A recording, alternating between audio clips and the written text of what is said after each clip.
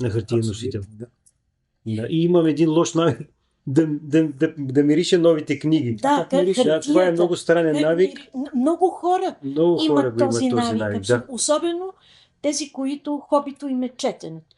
Да. Както на мен. Нали? Моето хоби е четенето. Мирише на Шанел 5. На Амстердам. Да. Парфюм. Амстердам. Парфюм. Какъв парфюм? Да, Амстердам. Мирише на марихуана. Марихуана, да. То така започва книгата с така пристигането в Амстердам. Може би мирише на химикал, пък ти го предлагаш като... Той е първият мирис, който аз се помирисах тук, когато слязох в Амстердам през 2000 година от един раздрънкан автобус, както започва и романа на 4 метра под водата. И първото, което помирисах там в района на Централна гара, беше марихуаната и видях такива едностранни хора, които се клатиха и се разхождаха. Но това е друга индустрия. Ние да се върнем към... Ние не сме в тази индустрия, за радост. Да се върнем към книгата. Какво ще кажеш за откровенията на красивата жена? Ето да, тук влизам в образа на една красива жена. Винаги съм се питал как една жена, красива, прекрасна, красавица, как живее тя, какъв живот има една такава жена и дали нейният живот е само лесен. Не, нейният живот не е лесен и за съжаление този разказ завършва и негативно. Здравейте, драги читатели и почитатели на книгата. Сега ще ви представя един нов концепт за издаване на книги, а именно концепта на Баридор издателство. Това е ново издателство, което всъщност свързва традиционната книга с модерните технологии и това издателство има амбицията и идеите да се превърне в мост между българската и нидерландската литература. В студиото сме поканили един много специален гост. И това е доктор Димитър Русков. Здравейте! Поводът, за който сме го поканили, е, че наскоро нашето издателство Баридор всъщност издаде неговите книги. И не една, а 2 книги. И това са едни прекрасни произведения, които са излезли от душата на доктор Димитър Русков и всъщност това е, така да се каже, неговия жизнен път, който той е описал в книгите. Не всичко е реалност, има много художествена измислица, но за това ще ви разкаже самият Димитър Русков. Добре дошъл! Благодаря ви много за поканата първо. Първо, че ме поканихте да ми издадете 2 книги в Нидерландия, чрез Баридор, вашето издателство. Много се извинявам, обаче са 4. Да, прав си, да. Книгите са всъщност 2, обаче едната книга е в 3 варианта. На български, английски и нидерландски език. Затова ти си прав, забележката е наистина правилна. Да. А заглавието на книгата? Заглавието на книгата, на първата книга е романът ми, моята първа книга, на 4 метра под водата, да взема българския вариант, да ви я покажа по-отблизо, на 4 метра под водата. Всъщност това е вторият живот на тази книга. Тя преди беше издадена и в България от друго издателство, а сега е издадена отново в тази прекрасна корица, в тази прекрасна нова дреха. Аз много днес се държа за първи път в ръцете си, много се вълнувам. И това, което също много ми хареса, вълнението е двойно, защото днес за първи път видях на живо книжната версия на моята втора книга, издадена за първи път, преди 2 седмици, пак от Баридор, благодаря ви още веднъж. И тя е наистина прекрасна, също така с много хубави корици, с много хубаво оформление. Наистина тя видя най-после живот. Тя беше написана преди една година беше готова и за радост вече е жива. Тя се роди и вече тръгва към вас, скъпи читатели.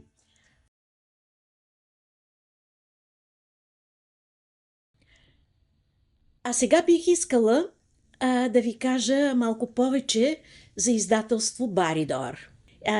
Издателство Баридор е с главен офис в Нидерландия и неговият собственик, създател, сътворител е Иван Стоянов Бари, който също е писател и пише под псевдоним Бари Късъл.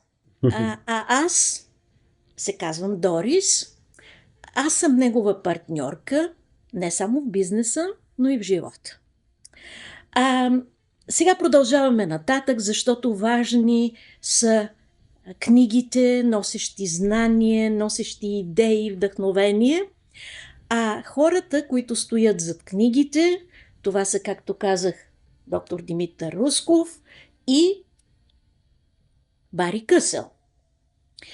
Аз също пиша по-малко, малко разкази, малко стихове и 365 плюс мисли, които са лично мои мисли и които имам желанието да ги издам при Баридор, като календар и в други версии. Ще си Но- помисля дали ще...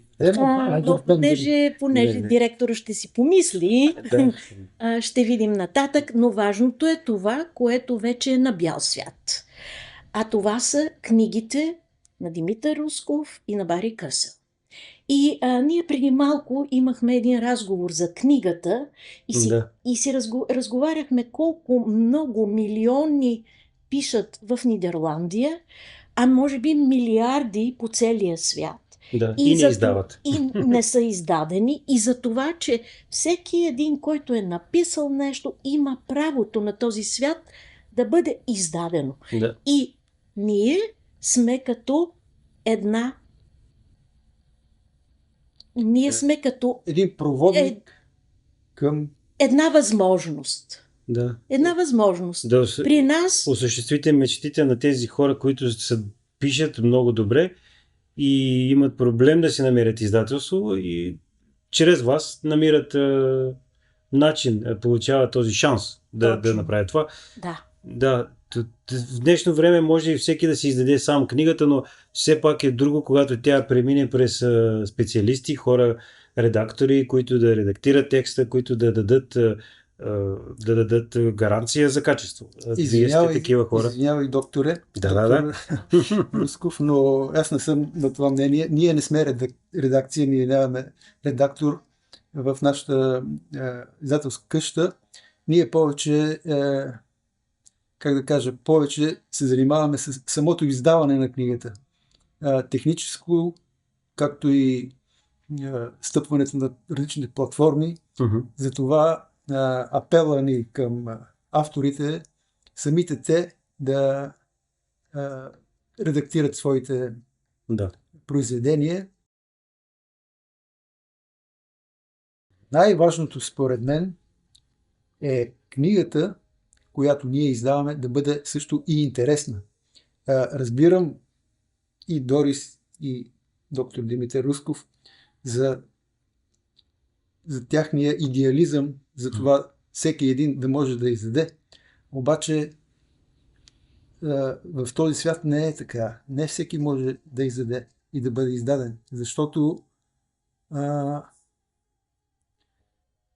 ако е накадърен, за какво да го издавам? Да, не, верно. Бери го по друг начин. Затова може би е добре да те допълня. Всъщност, условието на авторите за хората, които искат да станат автори на Баридор е да предадат един текст, който вече е редактиран от професионален редактор. Да. Това се случи с моите книги. Аз не съм си ги измислил сам и не съм си ги редактирал сам, а имам редактори професионални, които са ми дали гаранция за качество. Точно. Иначе не може да се издаде. Абсолютно. Баридор, вие се занимавате с издаването и това се получава резултатът и разпространението. Разпространението. Да. Аз бих допълнила, че всъщност не се издават само книжната версия на различни езици, но Книгата се издава и в дигитална форма, също на различни езици, на които е преведена. Също книгата се издава и като аудиокнига. И сега, може би, трябва да поговорим за този дял на дигиталните книги и аудиокнигите. Традиционната си остава книжната версия, но новите поколения, според мен, все повече се използват дигиталната версия и вече много се използва, също се слушат много озвучените книги. Какво е вашето мнение? Вие ще кажете. Аз понеже съм библиотечен специалист, това трябва да го кажа за хората, които не го знаят. Много от вас, които ме познават, знаят, нали, че работя като библиотечен специалист вече 30 години, от които 25-6 в Нидерландия. Значи книгата не е само моето хоби, но това ми е и професията. И смея да твърдя, че имам някаква представа от книги. Но става въпрос, че това, което забелязвам като тенденция, преди време беше казано, мишката ще изяде книжката заради дигитализацията на книгите. Този процес всъщност не се случи толкова бързо. Той се случва, но това, което е най-интересно и важно за мен като библиотечен специалист, аз съм фен, поддръжник съм на хибридните библиотеки и на хибридния начин за издаване на книги. Да дадем възможност на всеки един да си избере хартиен носител, дигитален или аудионосител. Това е най-важното. Но в последно време забелязвам, че много от издателствата започват да издават повече дигитални и аудиокниги, отколкото в книжни. Може би защото е по-евтин вариант. И това е. Въобще не е по-евтин вариант. Аудиокнигите са скъпи. Аудиокнигите, да. Защото ако се озвучават с истински глас. Да. Но дигиталната книга е по-евтиния вариант. Сега да продължим за дигиталната версия на книгата и за аудиокнигата. Кое се предпочита от читателите, от почитателите на книгата? Според мен има едно връщане към книжната версия. Много хора не могат да се концентрират, ако четат на телефона си, защото непрекъснато идва информация и те не могат да се концентрират, за да прочитат спокойно една книга. Да. Много хора предпочитат сам с книжната версия да може да я прелисти, да може да се върне назад, да препрочете нещо, което му е интересно, да може да чете с темпото, с което желае, без да има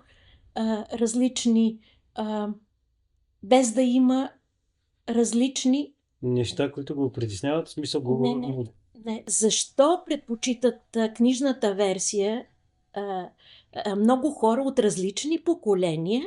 Защото няма други дразнители. Имаш спокойствието да можеш да четеш със свое темпо, да можеш да осмисляш каквото четеш, да можеш даже да си направиш пауза, да продължиш когато желаеш, без да се притесняваш, че ще ти падне батерията на телефона или че ще дойде някакво съобщение или от социалните медии ще изпуснеш нещо. За това е моето мнение. Може би и вие ще кажете вашето мнение. Споделяте ли го? Или... Аз не знам, ти ако искаш да кажеш нещо, ако не, аз ще си кажа мнението за и като библиотечен специалист, който работи вече от 10 години в дигитална библиотека. Ние в нашата библиотека нямаме физическа книга от 10 години. Аз работя там 3 години, в продължение на 3 години, обаче от 10 години няма жива книга. В университет, който се казва In Holland. In Holland. Аз мислих, че в Амстердам. Той има и филиал в Амстердам, но и в още 6 града в Нидерландия. И там нямаме книги, всичко е дигитално.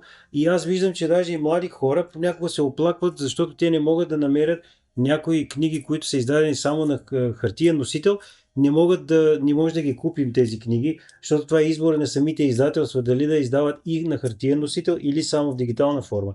Някои от тях предпочитат само на хартиен носител все още, но чувството ми, моето мнение, аз чета и по двата начина, защото съм библиотечен специалист, искам да ги следя всички неща, технологии, обаче предпочитам малко повече да чета на хартиен носител. Просто просто е истинско, живо е, Да. когато човек чете на хартиен носител. Да. Да. И имам един лош навик да мириша новите книги. Да, как мирише? Да, това е много странен навик. Много хора Много хора имат го имат този навик. Да. Особено тези, които хобито им е четенето. Да. Както на мен. Нали? Моето хоби Мирише страшно. е четенето. Мирише на Шанел 5. на Амстердам. Да. Да, Парфюм. Мирише на Амстердам. Парфюм.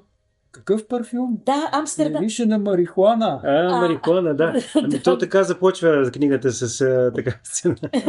Пристигането в Амстердам. Може би мирише на химикал, пък ти Да. го Ами той определяш като... той е първият мирис, който аз се помирисах тук, когато слязах в Амстердам през 2000 година от един раздрънкан автобус, както започва и романа на 4 метра под водата. И първото, което помирисах там в района на Централна гара, беше марихуаната и видях такива едностранни хора, които се клатиха и се разхождаха. Но това е друга индустрия. Друга, Ние да. се върнем Ние към... не сме в тази индустрия, за радост.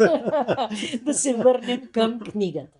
Да. Да се върнем към книгата. Към коя?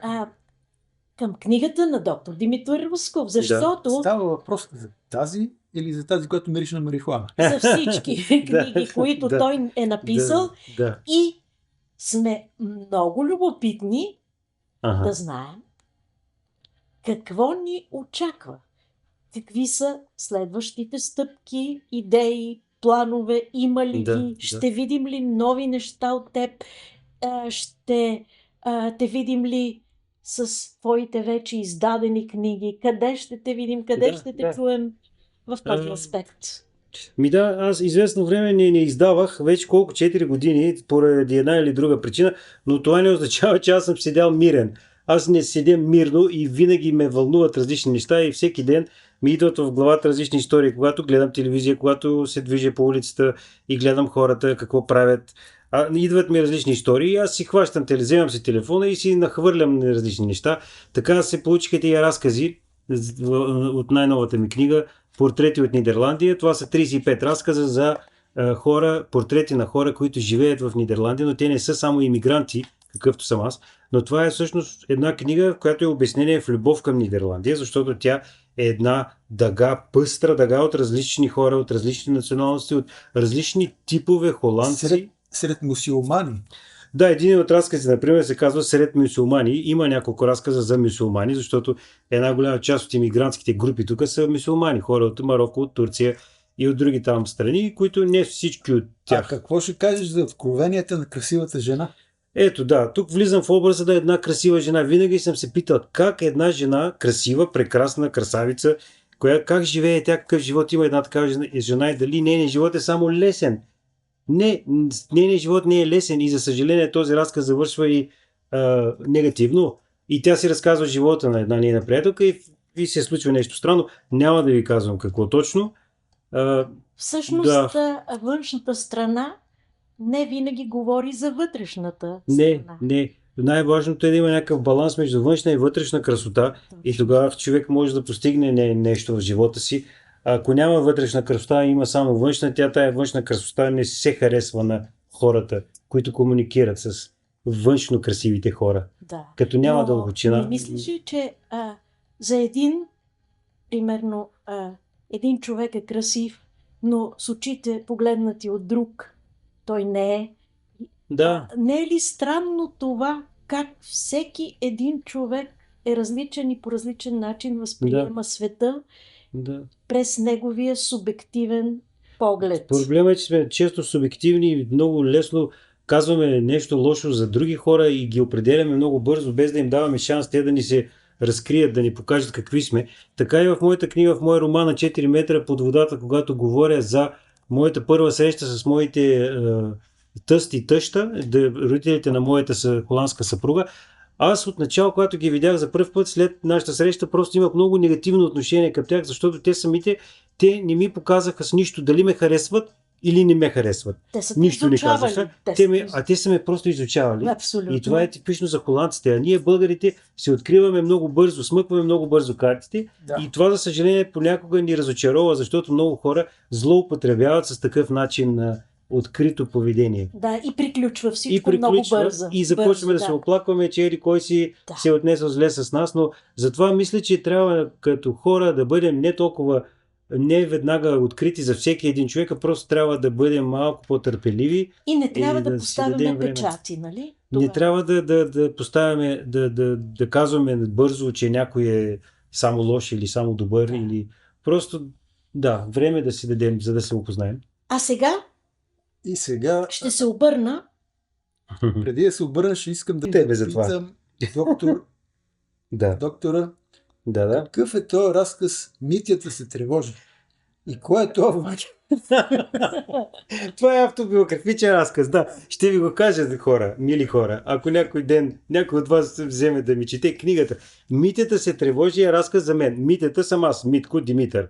А Ваню, с който си говоря тук и се оплаквам, че кръвното ми се е било вдигнало, когато ми откриха високо кръвно, говорих с него и му споделих на него и този разказ, после реших да напиша такъв разказ.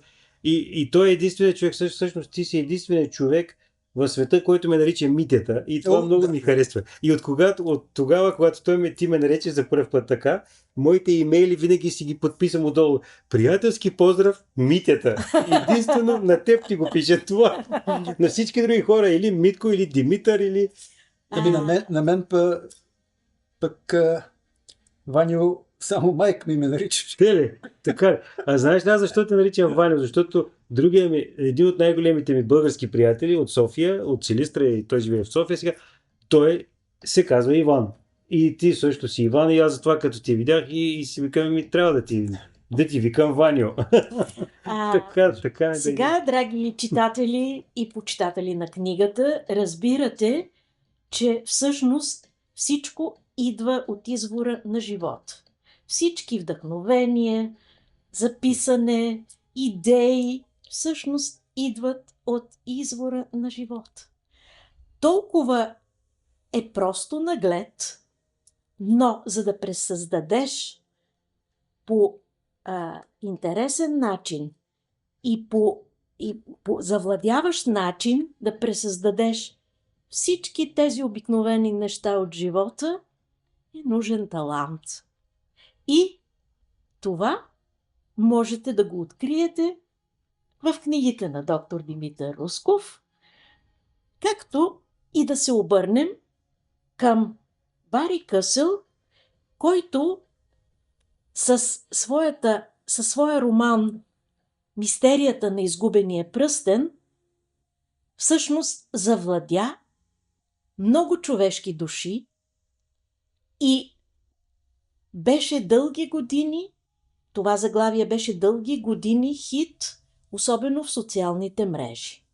С стотици почитатели, почитателки и отзиви и голям интерес към тази невероятна книга.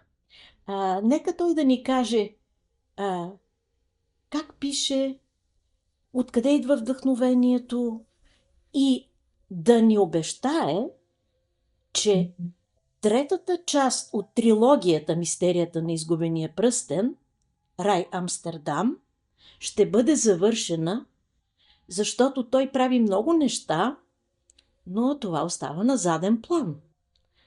И много от читателите, почитателите питат кога ще бъде завършена третата част от трилогията. И това питаме и ние. Да. Съгласен ли си с мен? Да, аз съм съгласен. Аз го питах 3 пъти в последния месец, но той ми каза: моля те, остави ме на спокойствие, имам доста работа покрай издателството. Добре, но книгата мисля, че вече е на път така да излиза. Или тази година.